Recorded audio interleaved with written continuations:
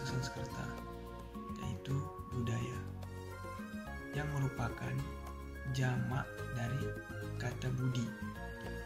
Kebudayaan diartikan sebagai hal-hal yang berkaitan dengan budi dan akal manusia. Berbudaya berarti mempunyai budaya, mempunyai pikiran dan akal budi untuk memajukan diri. Kebudayaan diartikan sebagai segala sesuatu yang dilakukan manusia sebagai hasil pemikiran dan akal budi. Selanjutnya, komunikasi. Secara etimologi, kata komunikasi berasal dari bahasa Inggris communication yang mempunyai akar kata dari bahasa Latin, yaitu communicare. Sedangkan menurut Faisal Ripai dan Deddy Mulyadi, komunikasi adalah pengiriman dan penerimaan pesan atau berita antara dua orang atau lebih sehingga pesan tersebut dapat dipahami.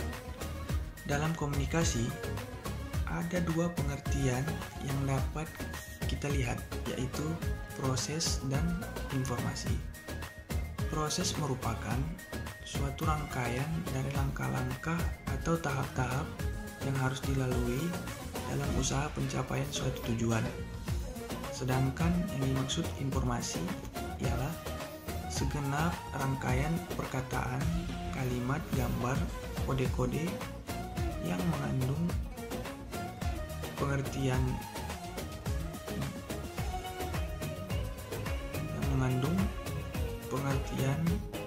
buah pikiran atau pengetahuan apapun yang dapat digunakan oleh setiap orang yang mempergunakannya untuk melakukan tindakan-tindakan yang benar-benar baik dan tepat.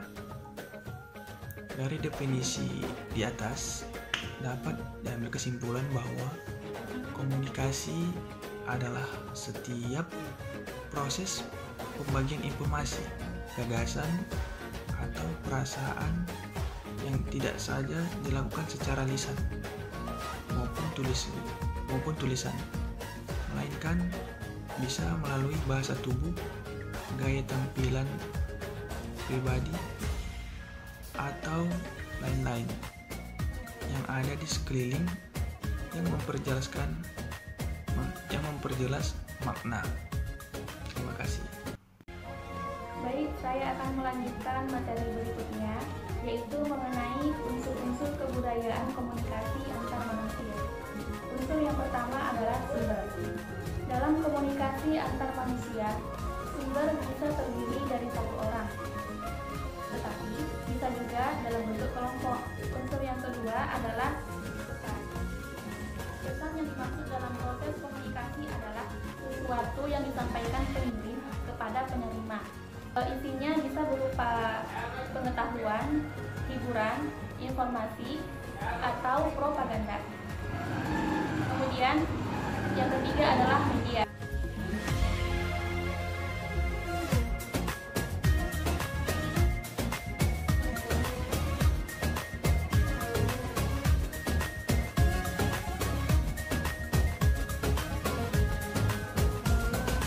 Unsur yang keempat adalah penerima. Penerima adalah pihak yang menjadi sasaran pesan yang dikirim oleh sumber. Yang kelima adalah pengaruh. Pengaruh atau efek adalah perbedaan antara apa yang dipikirkan, dirasakan, dan dilakukan oleh penerima sebelum dan sesudah menerima pesan. Pengaruh ini bisa terjadi pada pengetahuan, sikap, dan tingkah laku seseorang. Yang keenam adalah tanggapan balik. Yang dimaksud tanggapan balik di sini sebenarnya adalah salah satu bentuk daripada pengaruh yang berasal dari si penerima. Akan tetapi, sebenarnya umpan balik bisa juga berasal dari unsur lain seperti pesan dan media. Yang ketujuh adalah lingkungan. Lingkungan atau situasi adalah faktor tertentu yang dapat mempengaruhi jalannya komunikasi antar manusia. Selanjutnya adalah proses dan bentuk komunikasi pada masyarakat yang berbeda kebudayaan. Proses komunikasi terbagi menjadi dua tahap. Yang pertama, proses komunikasi primer, dan yang kedua, proses komunikasi sekunder. Proses komunikasi secara primer adalah proses menyampaikan pikiran ataupun perasaan seseorang kepada orang lain dengan menggunakan lambang atau simbol. Yang kedua adalah proses komunikasi secara sekunder. Proses komunikasi secara sekunder ialah proses penyampaian pesan oleh seseorang kepada orang lain dengan menggunakan alat atau sarana sebagai media kedua setelah memakai lambang sebagai media pertama. Adapun unsur-unsur komunikasi ada 9. Yang pertama, net, yaitu komunikator yang menyampaikan pesan kepada seseorang atau sejumlah orang. Yang kedua, encoding atau penyajian, yakni proses pengalihan pikiran ke dalam bentuk lambang. Yang ketiga adalah message atau pesan, yaitu seperangkat lambang bermakna yang disampaikan oleh komunikan. Yang keempat adalah media, yaitu saluran komunikasi tempat berlalunya pesan dari komunikator kepada komunikan. Yang kelima, decoding atau pengawal kandungan, yaitu proses di mana komunikan menetapkan makna pada lambang yang disampaikan oleh komunikator kepadanya. Yang keenam, receiver, yaitu komunikan yang menerima pesan dari komunikator. Yang ketujuh, respon atau tanggapan, yaitu seperangkat reaksi pada komunikan setelah menerima pesan dari komunikator. Yang kedelapan adalah feedback, yaitu umpan balik, yakni tanggapan komunikan apabila tersampaikan atau disampaikan kepada komunikator. Yang terakhir atau yang kesembilan adalah noise, yaitu gangguan tak terencana yang terjadi dalam proses komunikasi sebagai akibat diterimanya pesan lain dari komunikan yang berbeda. Saya Meliza Astari Butar-Butar akan menjelaskan fungsi komunikasi antar manusia. Di dalamnya terdapat dua fungsi utama. Yang pertama adalah fungsi yang bersifat pribadi, yang kedua adalah fungsi yang bersifat sosial. Fungsi bersifat pribadi pertama adalah menyatakan identitas sosial. Satu manusia dengan manusia yang lain melakukan komunikasi, itu tujuannya untuk memberikan identitas dirinya, untuk memberikan perkenalan dirinya. Jadi orang lain dapat mengenali dirinya sebagai suatu ciri khas yang khusus.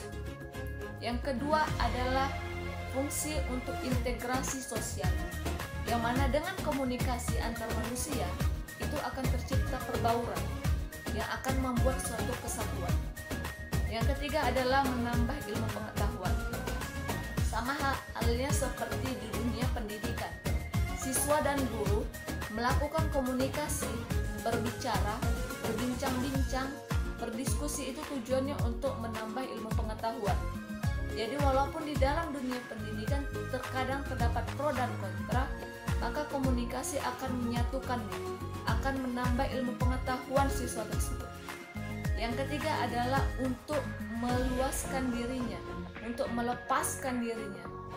Komunikasi dapat membantu suatu manusia untuk lebih melepaskan dirinya ketika terjadi suatu masalah. Dia dapat berbicara kepada orang lain, berdiskusi kepada orang lain, untuk memberikan bantuan, mendapatkan bantuan dari orang tersebut terhadap masalah yang ia alami. Yang kedua adalah fungsi yang bersifat sosial. Yang pertama adalah pengawasan. Seperti orang tua yang memberikan komunikasi, yang berbicara kepada anaknya ketika ia mengetahui, ia menganalisis akan terjadi sesuatu yang berbahaya dan membahayakan anaknya. Ia akan menasehati anaknya, ia akan berdiskusi ke anaknya untuk memberikan suatu pengawasan. Yang kedua adalah untuk menghibur. Komunikasi di dalam fungsi sosial tujuannya untuk menghibur orang lain. Jadi dengan cara berkomunikasi kita dapat menghibur manusia yang lainnya.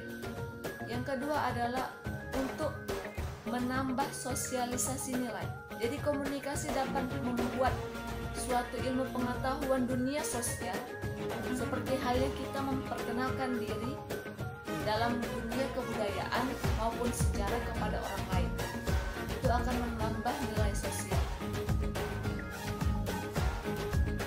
Berikutnya adalah bidang komunikasi antar manusia. Di dalam komunikasi antar manusia terdapat beberapa bidang, terdapat beberapa tingkat-tingkatan. Yang pertama adalah komunikasi intrapribadi. Artinya di sini komunikasi antara diri sendiri dengan dirinya, seperti dengan cara merenung atau menganalisis dirinya. Yang kedua adalah antar pribadi. Hal ini terjadi komunikasi antara dua manusia. Jadi tujuannya untuk mengenal lawan berbicaranya, untuk lebih mengenali sifat lawan bicaranya. Yang ketiga adalah komunikasi sekelompok kecil, seperti di ruangan belajar, di ruangan kelas. Jadi di dalamnya akan terjadi suatu komunikasi, yang mana komunikasi itu akan menciptakan suatu gagasan, akan memberikan suatu gagasan, akan menemukan suatu pendapat antara orang-orang yang ada di sekelompok kecil tersebut. Yang keempat adalah di dalam suatu organisasi. Jadi komunikasi sangat penting ada di dalam suatu organisasi, karena kalau kita berkomunikasi di dalam suatu organisasi akan terjadi ide-ide atau pendapat-pendapat atau gagasan-gagasan yang akan mereka lakukan berikutnya. Yang kelima adalah komunikasi untuk publik, yang mana komunikasi ini fungsinya lebih luas lagi.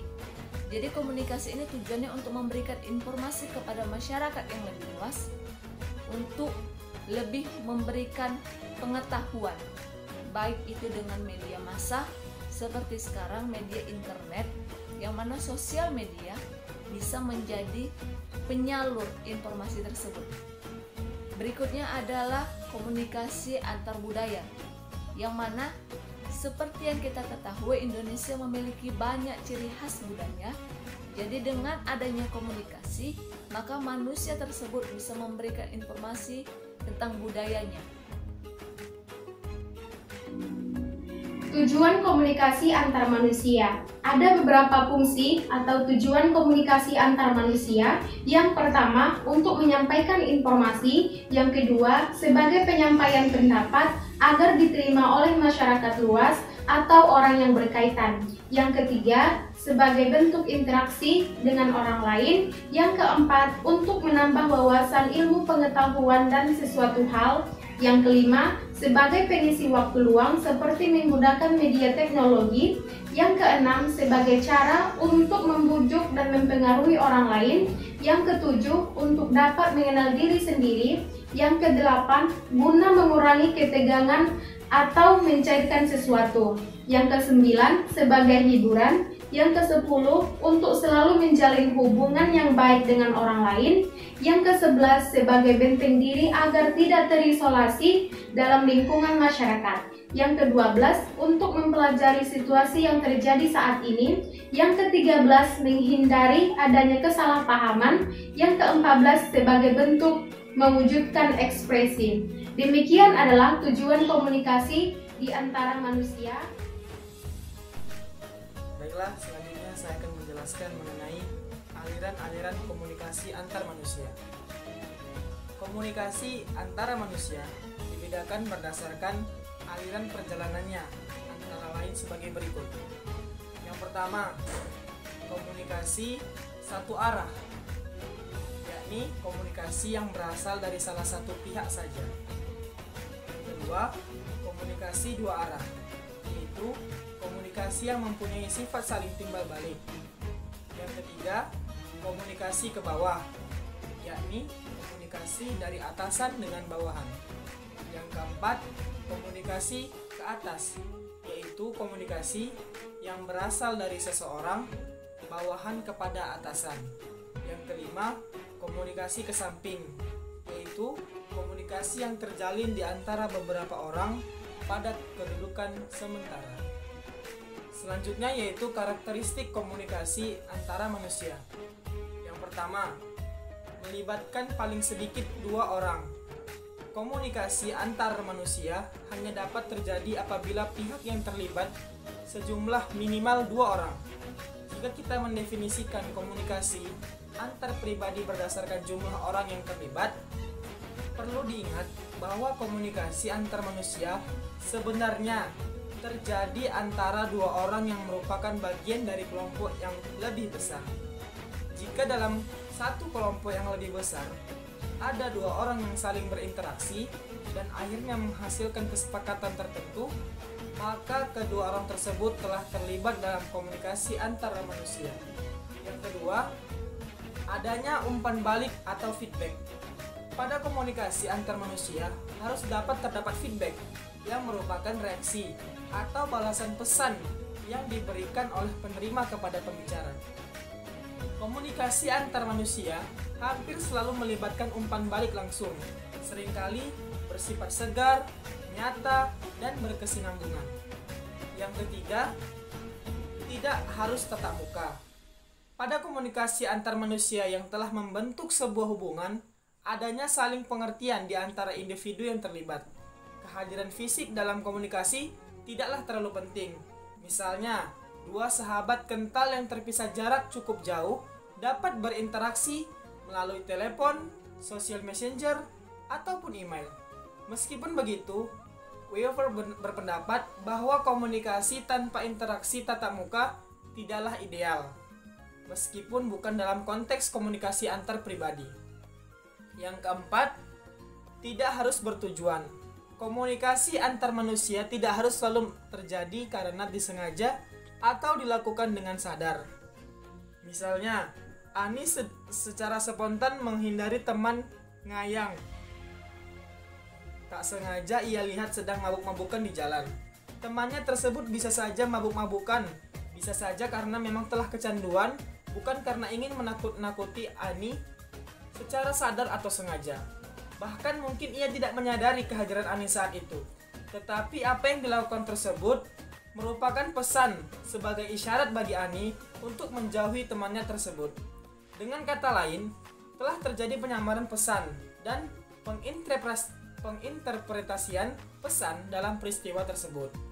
Yang kelima, menghasilkan beberapa pengaruh atau efek. Sebuah pesan harus menghasilkan atau memiliki efek atau pengaruh jika ingin dikatakan komunikasi tersebut berhasil. Dalam hal ini, komunikasi antar pribadi, efek atau pengaruh tersebut tidak harus segera dan nyata, tetapi harus terjadi.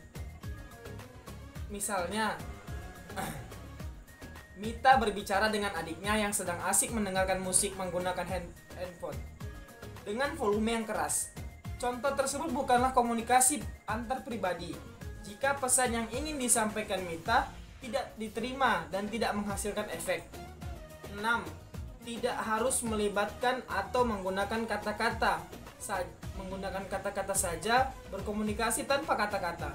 Seperti pada komunikasi nonverbal, pesan-pesan nonverbal seperti menatap mata dan membelai kepala seseorang, anak, atau pasangan memiliki makna yang jauh lebih besar dari kata-kata. Yang selanjutnya yaitu dipengaruhi oleh konteks. Konteks yang merupakan tempat di mana pertemuan komunikasi terjadi, termasuk apabila yang didahului dan mengikuti apa yang dikatakan. Konteks mempengaruhi harapan-harapan para pihak yang terlibat dan perilaku mereka selanjutnya. Konteks meliputi jasmaniah, sosial, historis, psikologis, dan yang terakhir keadaan kultural yang mengelilingi peristiwa komunikasi. Dan yang terakhir, yang ketujuh, dipengaruhi oleh kegaduhan atau noise. Kegaduhan atau noise ialah setiap stimulus rangsangan yang mengganggu dalam proses penyampaian pesan. Kegaduhan atau noise dapat bersifat eksternal, internal, atau semantik. Pertama, kegaduhan atau kebisingan eksternal berupa penglihatan suara dan rangsangan lainnya yang terjadi di lingkungan sekitar menarik perhatian orang lain. Menarik perhatian orang lain jauh dari apa yang dikatakan atau perbuat. Yang kedua, kegaduhan internal dan perasaan yang bersaing untuk mendapatkan perhatian dan mengganggu proses komunikasi. Yang ketiga, kegaduhan semantik merupakan gangguan yang ditimbulkan oleh lambang-lambang tertentu yang menjauhkan perhatian kita dari pesan yang utama. Demikianlah presentasi dari kelompok kami. Sekian, assalamualaikum warahmatullahi wabarakatuh.